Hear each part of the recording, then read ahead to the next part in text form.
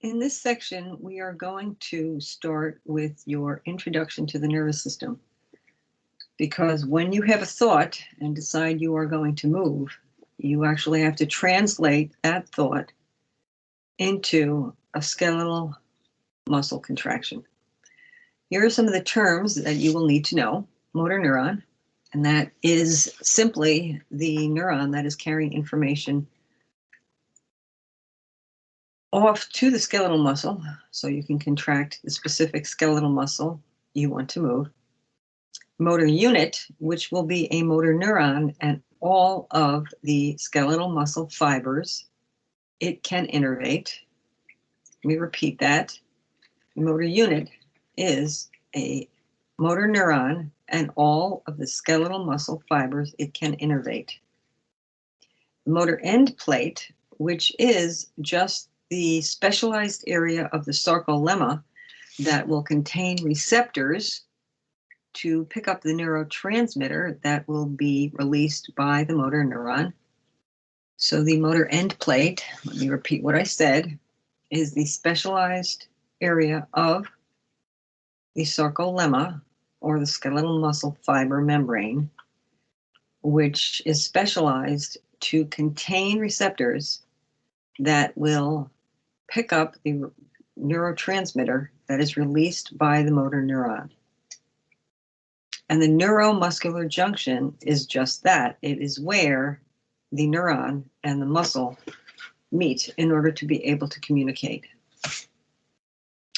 The diagram on the right shows you a motor unit because you can see that there's a single motor neuron that is going to innervate or give information to multiple skeletal muscle fibers. In other words, multiple skeletal muscle cells. This shows you a motor neuron on the bottom. And you'll remember when we looked at the neurons in histology, we talked about multipolar neurons. And sure enough, motor neurons are going to be multipolar neurons, which just means they have a whole bunch of processes coming off them. The micrograph under the term motor neuron shows you an image of what we have seen when we were actually in the histology section talking about nervous tissue. And the picture on the top is a diagram of what we saw in the previous slide, which is a motor neuron, which is going to be able to communicate with multiple muscle fibers.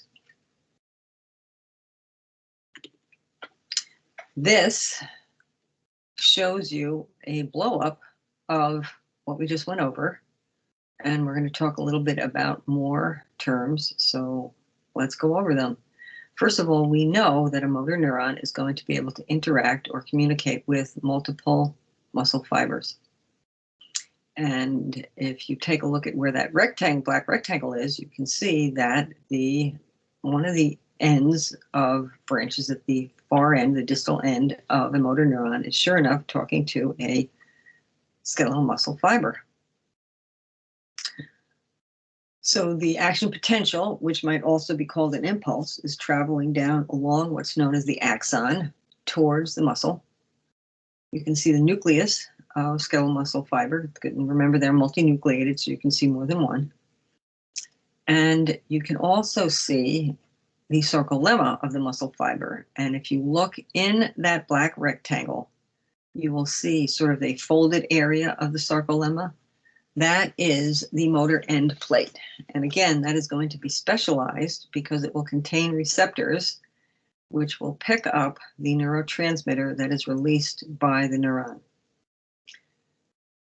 The little bulb that is going to communicate with that motor end plate is known by several different names, and they all are different names for the same thing.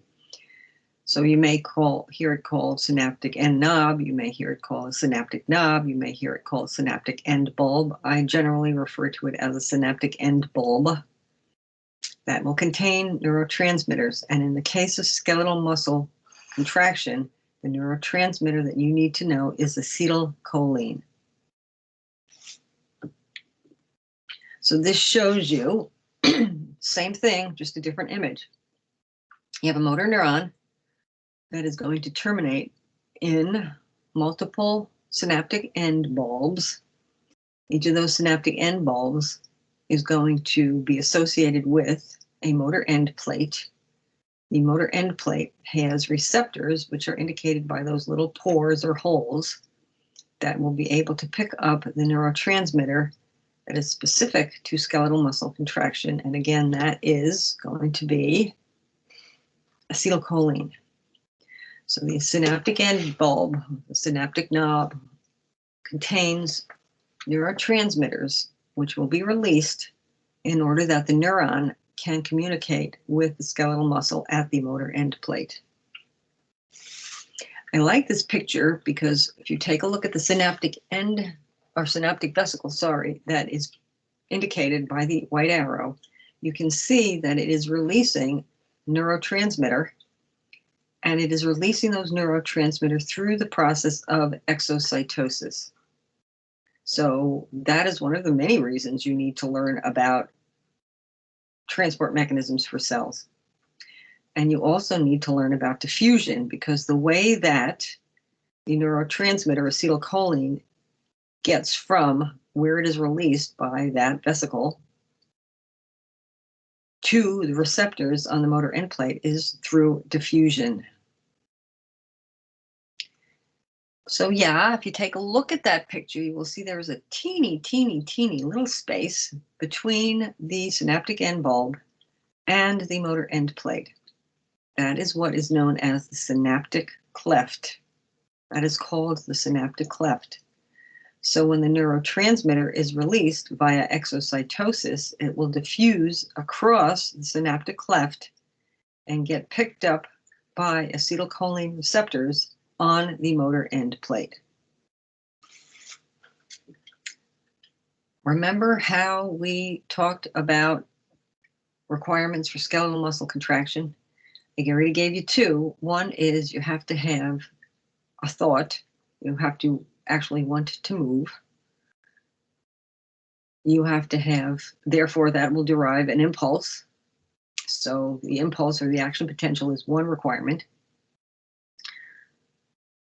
Calcium is another requirement because you need that calcium in order to combine with the troponin-tropomyosin complex, so that flips off the active site. And the other requirement for skeletal muscle contraction is availability of a neurotransmitter. No neurotransmitter release or no neurotransmitter, no skeletal muscle contraction. I would know those three elements if I were you. So we talked about a motor unit, but let's go over it officially. It is a motor neuron, and all of the skeletal muscle fibers it will stimulate or innervate. A motor neuron is going to have multiple branches into various endings, so you can actually stimulate a number of skeletal muscles at the same time. They will contract at the same time, simultaneously. And there can be up to hundreds of muscle fibers that are associated with a single motor unit. The more precise the movement you require, the fewer the number of muscle fibers will be controlled. So when you talk about something like walking, you're not going to have as many muscle fibers controlled by a motor neuron. When you talk about doing precise movement, like trying to thread a needle or writing, you're going to have a fewer number of muscle fibers controlled by a single motor neuron. So you have fine motor skills because of that. And this shows you the same thing that we've been talking about, except you can see that the information is coming not only from the brain, it has to travel down along the spinal cord, which is basically a big old conduit for incoming sensory information and outgoing motor information. That information will travel along a motor neuron out to the skeletal muscle fibers. And you can see that there are going to be multiple neuromuscular junctions associated with each branch, distal branch of an axon. And the diagram on the right actually shows you a micrograph of that, which I just love when you can find. Beautiful. It's just beautiful to me. Same thing, showing you a motor unit. That's a diagram up on the left and another image down on the right for reinforcement. And we've already discussed the the neuromuscular junction, but we're going to go over it again. These are the terms you need to know. Synaptic end bulb, axon terminal, synaptic end knob, synaptic knob, same thing. Those will contain synaptic vesicles containing a neurotransmitter. The neurotransmitter that is specific to skeletal muscle contraction is acetylcholine. The synaptic cleft is the teensy little space that is found in between the synaptic end bulb and the motor end plate. And the motor end plate is that specialized area of the sarcolemma, which contains receptors that are specific for that neurotransmitter. And this is an up close and personal. You can see the synaptic end bulb that contains vesicles, and the vesicles are going to contain a neurotransmitter, in this case, acetylcholine. When information comes from the motor neuron that you want to contract skeletal muscle, that will trigger a cascade of events that will cause the vesicles to move towards the neuron membrane that's up against the motor end plate. You will release the neurotransmitter via exocytosis. The neurotransmitter will diffuse across the synaptic cleft and get picked up by receptors on the motor end plate. Once those receptors pick up that neurotransmitter, you will trigger another cascade of events along the sarcolemma, which in turn will trigger the release of calcium from the sarcoplasmic reticulum. The sarcoplasmic reticulum will become more permeable and start dumping calcium. Calcium will flow throughout the sarcoplasm, attach to the troponin tropomyosin complex. The troponin tropomyosin complex will roll off the active sites on actin, and the cocked and waiting globular head of the myosin will attach to that until there is a reaction with ATP, which will break that link or cross bridge. And then that globular head of myosin will be ready to move to the next available active site. In that way, you have the myofilaments sliding past one another, and the name for that is the sliding filament theory. The sliding filament theory. More of the same. I'm not going to go over this in detail, but if you have questions, make sure you ask me in class. And another up close and personal.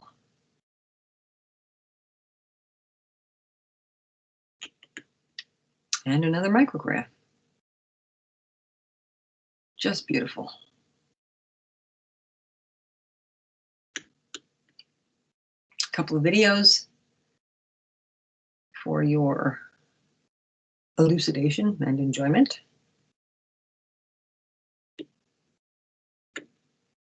And a write-up of what happens for those of you who are better off reading in order to reinforce material. And no, you don't have to remember it was first proposed by Hugh Huxley back in 1954.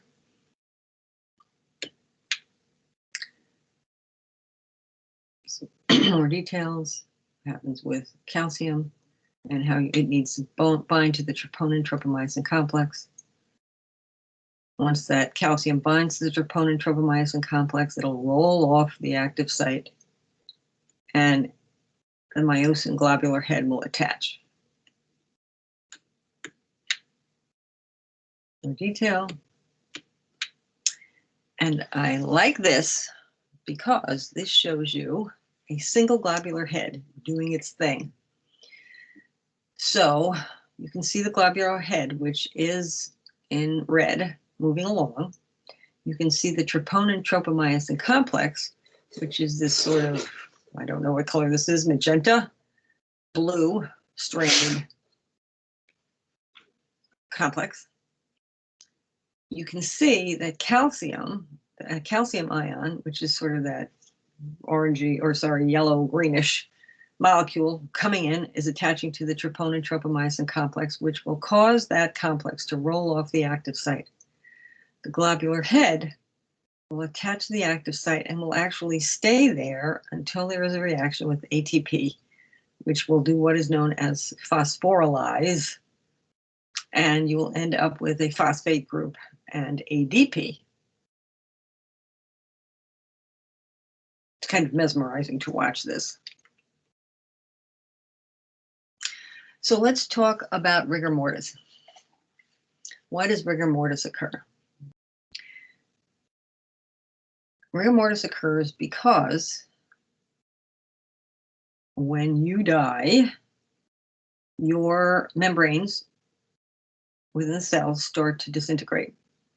And it reaches a point where the membrane of the sarcoplasmic reticulum actually degrades enough so calcium is released. That calcium will diffuse out through the sarcoplasmic reticulum, attach to the troponin tropomyosin complex, which will do its thing and roll off an active site. A globular head will attach to that active site and will stay there and will remain there because there is no ATP available to break that cross bridge.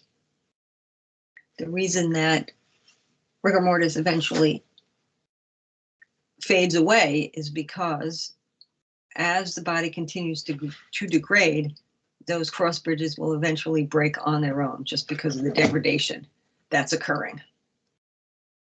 And that, my friends, is why we undergo rigor mortis.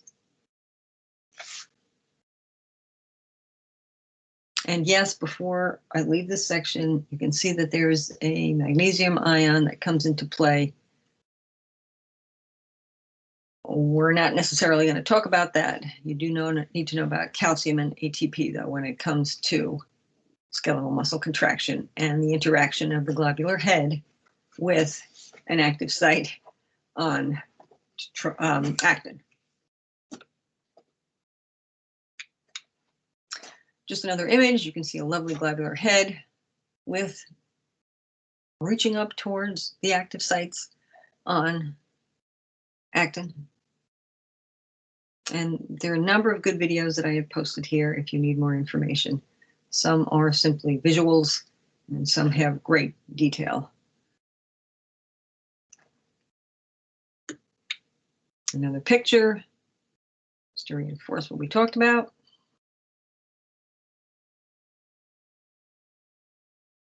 And I hope this is comprehensible. I know it seems a little intense to learn when you're first being exposed to it.